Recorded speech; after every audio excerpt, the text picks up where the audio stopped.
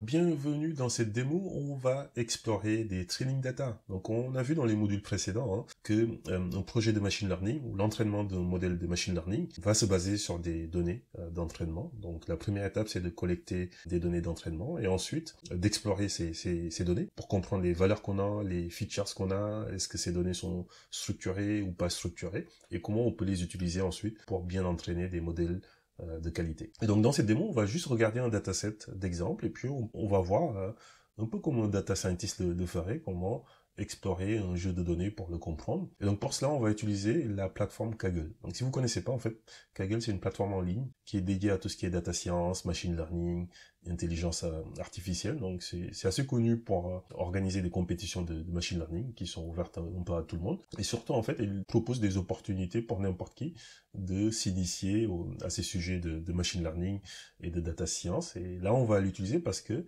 il propose aussi des tutoriels pour démarrer. Donc si vous souhaitez suivre, n'hésitez pas parce que c'est en ligne, c'est gratuit, vous n'avez pas besoin de vous enregistrer, donc de créer un compte. Vous pouvez le faire parce que ça permet de sauvegarder l'avancement, mais vous pouvez aussi pratiquer sans forcément créer de compte, en tout cas à date. Donc c'est pour ça que j'ai souhaité l'utiliser pour ce tutoriel.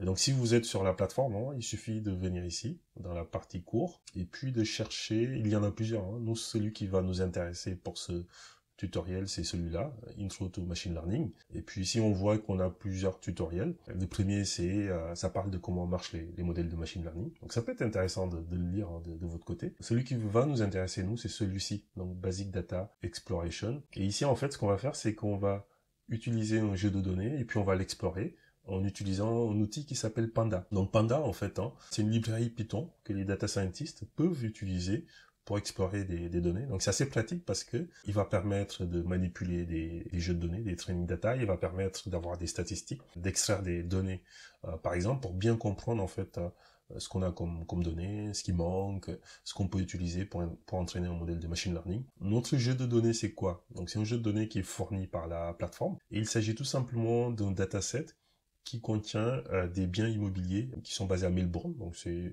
sûrement des données qui ont été collectées sur des biens immobiliers qui ont été vendus. Et donc on peut voir en fait les champs. Donc ça va parler de prix de vente, de surface, de rue, de code postal, de nombre de chambres. Et donc typiquement ça peut être un jeu de données qui pourrait être utilisé pour entraîner un modèle de machine learning qui va prédire le prix de vente d'un bien immobilier en se basant sur les caractéristiques. Tout simplement, peut-être parce on l'aura entraîné sur ce training data, et si on lui passe un nouveau bien immobilier, il va être capable potentiellement de prédire le prix. Donc c'est juste un exemple, pour le coup, parce que ce dataset, il est assez vieux, on voit qu'il date d'il y a 7 ans, mais ça permet quand même de comprendre comment on peut explorer des jeux de données, et puis comment on peut les utiliser pour entraîner des modèles de machine learning. Donc si c'est OK pour vous, on va retourner dans la partie tutoriel. Donc on a dit qu'on allait utiliser Panda. Pour cela, en fait, on va utiliser un notebook. Donc là, c'est la partie qui explique ce tutoriel. Ensuite, on va pratiquer ensemble. Donc si ça vous intéresse de pratiquer, vous pouvez. Si vous souhaitez juste suivre avec moi, c'est également possible. Quoi qu'il en soit, on voit ici qu'on va avoir des descriptions. Donc ça explique ce qu'on va faire.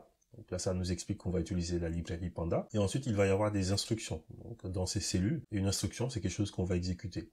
Donc là, par exemple, on va pouvoir importer la librairie Panda. Ensuite, une fois qu'on l'a importé, on va aller lire le fichier qui contient les données d'exemple, les training data. Donc ça, c'est dans un fichier CSV. Et donc, on va utiliser Panda pour lire ce fichier CSV qui est à ce chemin-là. Donc c'est ce chemin-là, en fait, on l'avait mis dans cette variable. Donc on va lire le fichier CSV, on va le stocker dans une variable qui s'appelle Melbourne Data. Et ensuite, on va pouvoir faire des opérations, par exemple, pour avoir des statistiques sur ces jeux de données, donc sur ces données, sur ce fichier CSV qu'on a lu. Donc juste en faisant Melbourne Data .describe, ça va nous décrire ce jeu de données. Donc par exemple, on va avoir des statistiques sur le nombre d'items, de lignes, de biens immobiliers qu'il y a dans ce fichier CSV. Et cela pour chaque colonne. Ici, on voit qu'on a 13 580 chambres dans ce fichier CSV. On peut voir également des statistiques sur la moyenne, sur la deviation standard, sur le minimum, le maximum. C'est des choses qui peuvent être intéressantes parce que là, typiquement, pour le minimum, je vais tourner un petit peu, on peut voir par exemple la valeur minimum en fait en ce qui concerne les prix de vente. On peut voir la valeur minimum, on peut voir la valeur maximum, on peut voir les percentiles aussi. Donc ça c'est des choses qui pourraient nous intéresser. Sur les chambres aussi, par exemple, on voit qu'on a 13 580 valeurs qui concerne les chambres. Donc c'est 13 580 lignes dans le fichier. Et puis on peut voir la moyenne des chambres par rapport à ces données. Donc on est à peu près 2,9 chambres par annonce immobilière. C'est comme ça qu'il faut l'interpréter. Le minimum, c'est une chambre. Dans ces annonces immobilières, dans ces biens qui ont été vendus, et le maximum, c'est 10 chambres. Donc on a sûrement des annonces immobilières qui possédaient jusqu'à 10 chambres et qui ont été vendues. Ok ?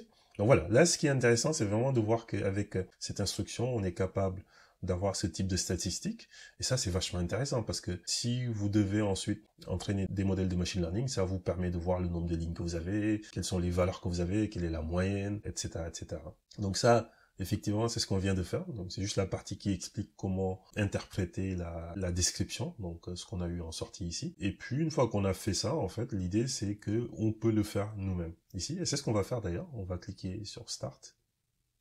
Voilà, et donc là, ça nous démarre un nouvel environnement. Donc c'est ce qu'on appelle un notebook. Hein. Je sais pas si j'en ai parlé, mais un notebook, c'est ça en fait. Ça va être un environnement qui mixe à la fois du texte, des commentaires, des descriptions, donc de la documentation, mais également des cellules qui sont exécutables, qui contiennent des instructions, du code qu'on va pouvoir exécuter. Et ça, c'est quelque chose qui est en ligne sur Kaggle. C'est basé sur Jupyter, des notebooks Jupyter, pour ceux qui connaissent, hein, pour le coup. Ce qui est important, c'est qu'on peut exécuter. On peut démarrer en fait l'exploration de notre premier dataset. Et la première instruction qu'on va faire, c'est un setup en fait. On a besoin de faire ce setup là, tout simplement pour l'environnement de démo. Donc on va cliquer dessus et puis ça va prendre plusieurs secondes, voire plusieurs dizaines de secondes. Donc il faut juste patienter pour qu'il fasse son setup. Donc il va importer des librairies qui vont nous permettre de bien exécuter ce tutoriel tout simplement. Et d'ailleurs, une des librairies qu'on importe, ça va être une librairie qui permet de vérifier que ce qu'on va taper, en fait, c'est quelque chose de correct. Hein. Grosso modo, c'est une correction qui va être intégrée. Donc, on va attendre quelques secondes qu'il ait terminé. Ensuite, on va pouvoir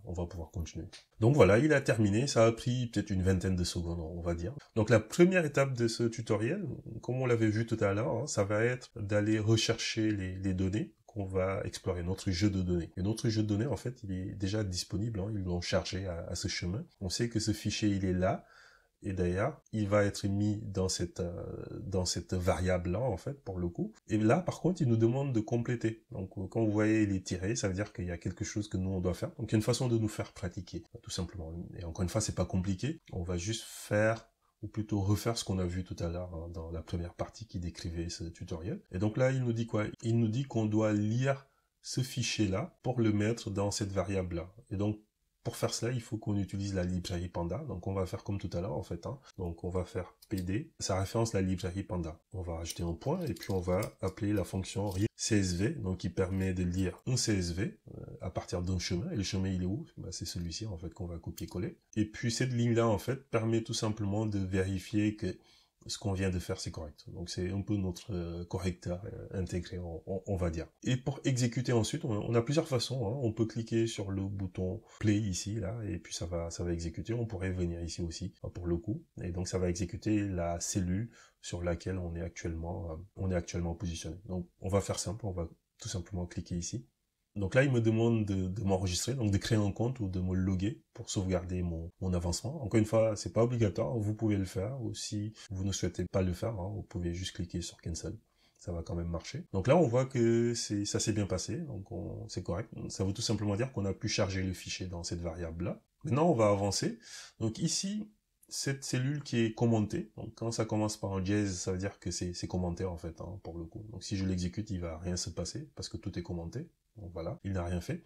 Et si je décommente, en fait, hop, voilà, on va décommenter les deux lignes. On va dire c'est des instructions qui nous aident en fait. Ça nous permet, peut-être si on est bloqué, si on n'a pas pu trouver la solution ici, ça nous donne un petit peu la solution. C'est ce qu'on voit ici. Hein. Int, c'est une piste quoi, donc pour nous aider. Et puis solution en fait, ça donne la solution. Puis jamais on n'a pas pu trouver avec l'astuce qu'il nous a donné, avec l'int qu'il nous a donné. D'accord? Donc là on a trouvé, mais on va le décommenter. Juste si peut-être vous en avez besoin pour voir ce que ça donne. Et puis on va exécuter. Donc voilà, on voit le int, il nous dit utiliser cette instruction, cette fonction read CSV de Panda pour lire les CSV. Donc c'est ce qu'on a fait hein, pour le coup. Donc on a bien fait les choses. Et puis la solution, donc cette fois-ci en fait il donne vraiment la solution. Il nous dit voici la solution en fait. Hein, et c'est exactement ce qu'on a fait ici. Donc jusque là tout va bien. Ok.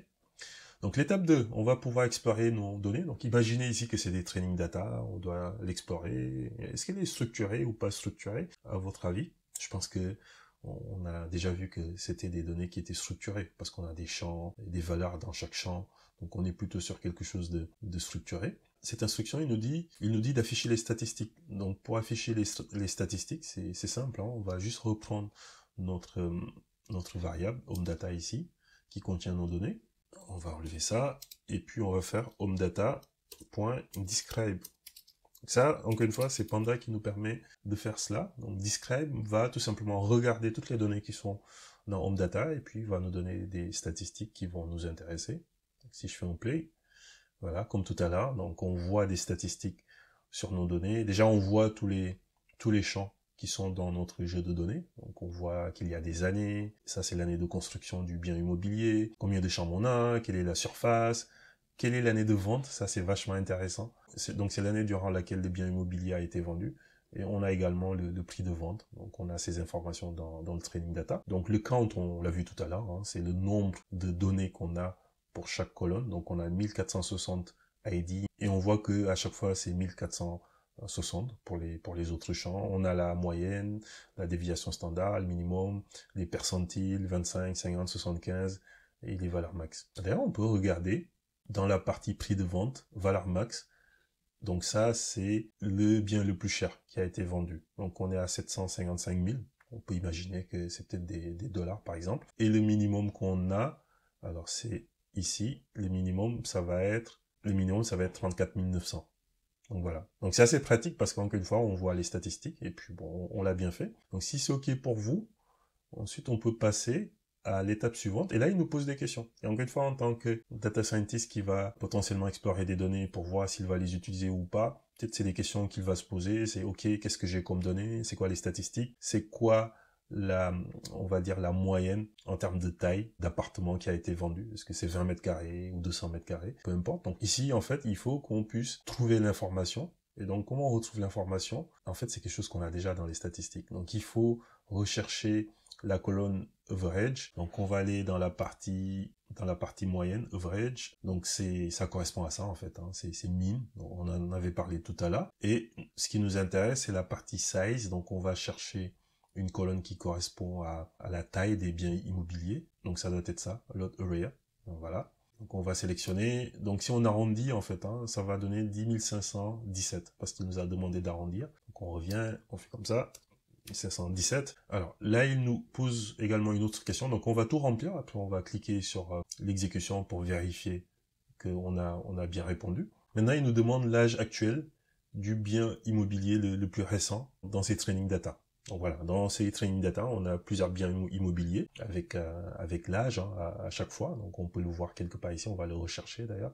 C'est ça en fait, c'est l'année de construction. Et il nous demande, ok, donc le bien le plus récent dans ce training dataset, quel est son âge actuellement? Donc pour moi, en fait, je suis en 2025, donc je vais faire le calcul par rapport à 2025. Si vous regardez cette vidéo en 2025 ou peut-être un peu plus tard, vous ferez aussi le calcul qui va bien hein, pour le coup. Donc ce qu'on va chercher, c'est le bien le plus récent. Donc on a trouvé la colonne, et donc ce qu'on va chercher, c'est le max en fait. Hein. Le bien le plus récent, ça va être le bien dont l'année de construction est la plus élevée.